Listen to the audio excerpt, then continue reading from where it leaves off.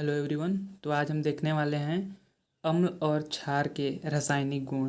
रासायनिक गुणों में हम अम्ल और क्षार की विभिन्न तत्वों या दूसरे कंपाउंड्स के साथ इसका रिएक्शन देखेंगे।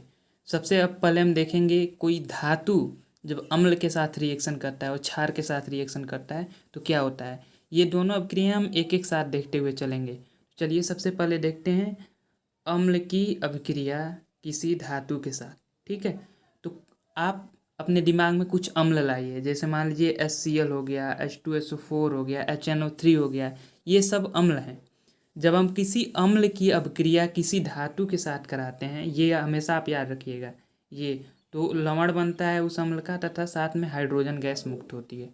ठीक है, जब किसी भी अम्ल की अभिक्रिया, जैसे कोई अम्ल हो गया, उसकी अभिक्रिया किसी धातु के साथ हुई तो हर कंडीशन में हाइड्रोजन गैस निकलेगी और उसका एक लवण बनेगा। तो ये क्वेश्चन कई बार पूछा भी जा चुका है कि जब कोई अम्ल धातु से अभिक्रिया करता है तो क्या होता है। तो जब कोई अम्ल धातु से अभिक्रिया करता है तो हाइड्रोजन गैस रिलीज होती है तथा अम्ल का लवण बनता है। जैसे यहाँ पे एग्जाम्पल दिया हुआ है, जब HCl का हम रिएक्शन कराते हैं जिंक के साथ, HCl मतलब हाइड्रोक्लोरिक अम्ल, इसका रिएक्शन जिंक के साथ कराते हैं तो जिंक क्लोराइड बनता है, साथ में हाइड्रोजन गैस रिलीज होती है, हाइड्रोजन गैस मुक्त होती है। ठीक है, और इस हाइड्रोजन गैस मुक्त हुई इसकी पहचान कैसे करेंगे। इस हाइड्रोजन गैस को मान लीजिए आप गुब्बारे में भर लिए परख नली के माध्यम से, उसके बाद से जब इसको आप आग के पास ले जाएंगे या जलती हुई मोमबत्ती के पास ले जाएंगे और गैस को छोड़ेंगे तो पप पप की आवाज़ करेगा। इससे हमें पता चल जाएगा कि यह गैस हाइड्रोजन है। ठीक है, तो कोई भी अम्ल है, जब अम्ल रिएक्शन करेगा आपका धातु के साथ तो क्या होगा, हाइड्रोजन गैस रिलीज होगी।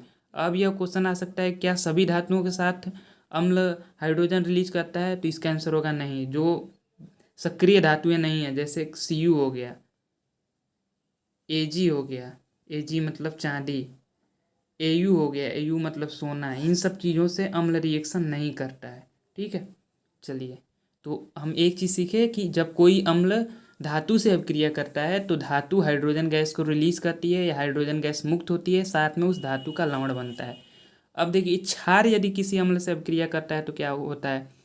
तो जनरली क्षार भी जब किसी अम्ल से अभिक्रिया करता है तो हाइड्रोजन गैस रिलीज होती है। ठीक है, जब कोई क्षार धातु से अभिक्रिया करता है, क्षार जब किसी धातु से अभिक्रिया करता है तो हाइड्रोजन गैस बनती है, उसका लवण बनता है। इसका भी एग्जाम्पल दिया, जैसे सोडियम हाइड्रोक्साइड क्षार है, इसका हम जिंक से रिएक्शन कराए हैं तो Na2ZnO2 ये कंपाउंड बना है, साथ में हाइड्रोजन गैस रिलीज हुई है। Na2ZnO2 को हम सोडियम जिंकेट बोलते हैं। ठीक है, चलिए अब देखिए ये पॉप टेस्ट है, यहाँ पे दिया है, कई बार एग्जाम में पूछा भी गया है। हाइड्रोजन गैस को निहित परख नली के पास जब एक जलती हुई मोमबत्ती लाई जाती है तो पाप की ध्वनि उत्पन्न होती है। इस टेस्ट में हाइड्रोजन गैस को दर्शाने के लिए प्रयोग करते हैं, यानी हाइड्रोजन गैस कैसे निकलती है उसे आप दिखाने के लिए। जैसे मान लीजिए ये एक आपका टेस्ट ट्यूब है, ये आपका टेस्ट ट्यूब है, इसमें अम्ल और अम्ल है। ठीक है, इसमें आप क्या किए हैं, कुछ जिंक डाल दिए हैं, इसमें आप जिंक डाल दिए हैं तो यहाँ से हाइड्रोजन गैस आपका निकलने लगेगी। और उस हाइड्रोजन गैस को जब आप किसी जलती हुई मोमबत्ती के पास ले जाएंगे, जलती हुई मोमबत्ती के पास यदि हाइड्रोजन गैस आया तो क्या होगा, वहाँ पे पॉप की ध्वनि के साथ से साउंड निकलेगा। ठीक है, तो पॉप की ध्वनि जो निकलेगी वो प्रमाणित करेगी कि हाइड्रोजन गैस निकल रही है। ठीक है, तो जब कोई भी धातु किसी अम्ल या क्षार से अभिक्रिया करता है तो दोनों कंडीशन में हाइड्रोजन गैस मुक्त होती है। शर्त ये है कि धातु को सक्रिय होना चाहिए। तो आप दूसरे शब्दों में कह सकते हैं, जब कोई सक्रिय धातु अम्ल या क्षार के साथ अभिक्रिया करता है तो क्या होता है, हाइड्रोजन गैस मुक्त होती है। धातु जब अम्ल के साथ अभिक्रिया करता है या क्षार के साथ अभिक्रिया करता है, दोनों कंडीशन में हाइड्रोजन गैस मुक्त होती है। इसको आप लिख लीजिए। अब चलिए अब आगे देखते हैं धातु तथा धातु के कार्बोनेट और धातु के बाइकार्बोनेट के साथ अभिक्रिया। अब देखिए धातु के कार्बोनेट क्या होते हैं। ठीक है, जिसमें CO3 हो। ठीक है, वह पदार्थ या वह कंपाउंड जिसमें CO3 हो वो कार्बोनेट है। जब धातु के साथ CO3 लगा रहता है, CO3, तो उसे क्या बोलते हैं, उसे कार्बोनेट बोलते हैं, धातु कार्बोनेट। तथा जब HCO3 लगा रहता है, HCO3, तो उसे हम क्या बोलते हैं, बाई कार्बोनेट बोलते हैं। ठीक है, इसे बाई कार्बोनेट बोलते हैं। जब CO3 लगा रहता है तो उसको हम कार्बोनेट बोलते हैं। जब कोई धातु के साथ, जैसे मान लीजिए जिंक ही है, जिंक के साथ ZnCO3 zinc carbonate, CaCO3 calcium carbonate, यानी जब CO3 लगा है तो उसको हम कार्बोनेट बोलेंगे।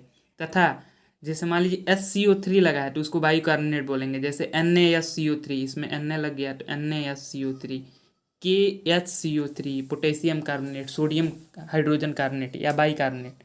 ठीक है, तो बाइकार्बोनेट में क्या होता है, HCO3 लगा रहता है और कार्बोनेट में आपका CO3 लगा रहता है। जैसे कैल्शियम कार्बोनेट आप हमेशा नाम सुनते ही रहते हैं, संगमरमर को या खड़िया को बोलते हैं। तो अब देखिए, सबसे पहले देखेंगे हम धातु कार्बोनेट तथा धातु बाइकार्बोनेट की अम्ल से अभिक्रिया और क्षार से अभिक्रिया। तो सबसे पहले अम्ल से देखिए, अम्ल से हमें यदि अभिक्रिया देखते हैं धातु के कार्बोनेट की अम्ल के साथ अभिक्रिया, तो अम्ल जब किसी धातु के कार्बोनेट से रिएक्शन करता है तो लवण बनता है, CO2 और जल बनता है। तो ये हमेशा याद रखिए, जब धातु का कार्बोनेट या बाइकार्बोनेट दोनों अम्ल से रिएक्शन करेगा तो CO2 गैस रिलीज होगी। ठीक है, कार्बन डाइऑक्साइड गैस रिलीज होगी। उधर आप क्या पढ़े थे, जब धातु के साथ रिएक्शन करता है तो हाइड्रोजन गैस रिलीज होती है, अम्ल। लेकिन धातु के कार्बोनेट या बाइकार्बोनेट से जब रिएक्शन करता है तो CO2 गैस रिलीज होती है, साथ में पानी बनता है और पानी के साथ साथ लवण बनता है। ठीक है, हाइड्रोजन गैस रिलीज होती थी जब अम्ल धातु से अभिक्रिया करता था, सिर्फ धातु से। यदि धातु के कार्बोनेट से रिएक्शन कर रहा है या बाइकार्बोनेट से रिएक्शन कर रहा है तो वहाँ पे कार्बन डाइऑक्साइड गैस रिलीज होगी, साथ में पानी का भी एक मॉलिक्यूल बनेगा। तो देखिए यहाँ पे लिखा हुआ है, जैसे HCl का रिएक्शन आपका लिखा हुआ है, HCl का रिएक्शन जब कराया गया है Na2CO3 से सोडियम कार्बोनेट से, चूँकि यहाँ पे CO3 है इसलिए इसको कार्बोनेट बोलेंगे, सोडियम कार्बोनेट है।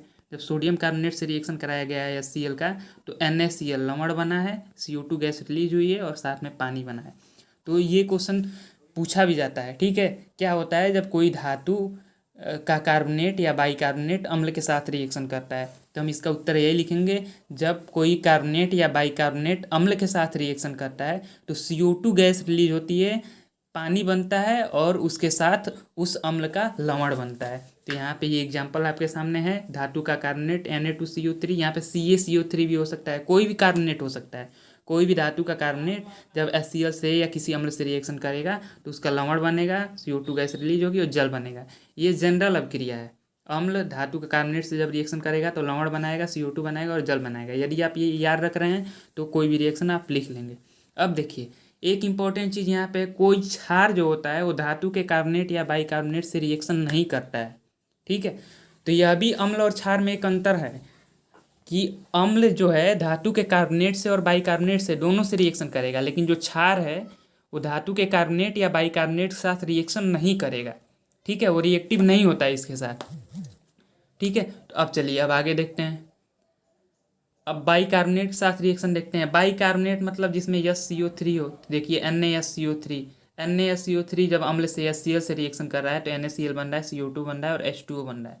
ठीक है, तो ये बात दिमाग में आप बैठा लीजिए, जब धातु के कार्बोनेट यानी जिसमें CO3 हो या धातु के बाइकार्बोनेट जिसमें HCO3 हो, ठीक है, इससे जब रिएक्शन करेगा आपका कोई भी अम्ल तो वहाँ पे क्या बनेगा, CO2 गैस रिलीज होगी, CO2 गैस रिलीज होगी और साथ में पानी बनेगा और उस अम्ल का लवण बनेगा। अब देखिए, अब CO2 गैस की पहचान कैसे करेंगे आप, जो जैसे मान लीजिए आप हमेशा कार्बन डाइऑक्साइड गैस छोड़ते रहते हैं श्वसन के माध्यम से, आपसे कह दिया जाए कि CO2 गैस की पहचान कीजिए, चूँकि आप CO2 को देख नहीं सकते हैं, ये रंगहीन होता है, गंधहीन होता है, ना सूंघ सकते हैं ना देख सकते हैं, तो इसलिए इसको पहचानने का तरीका क्या होता है, इसको पहचानने का तरीका होता है चूने का पानी में CO2 को प्रवाहित करना है। जैसे चूने का जो पानी है, चूने का पानी जो सिंपल चूना है उसको जब हम पानी में घोल देते हैं तो चूने का पानी कहलाता है।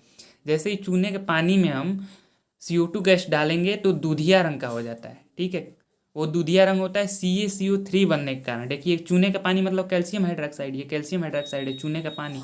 जब इसमें CO2 गैस जब हम डाल रहे हैं तो CaCO3 बन रहा है, CaCO3 बन रहा है, ये सफ़ेद और छेप रहता है CaCO3 का, इसलिए दूधिया रंग का ये हो जाता है।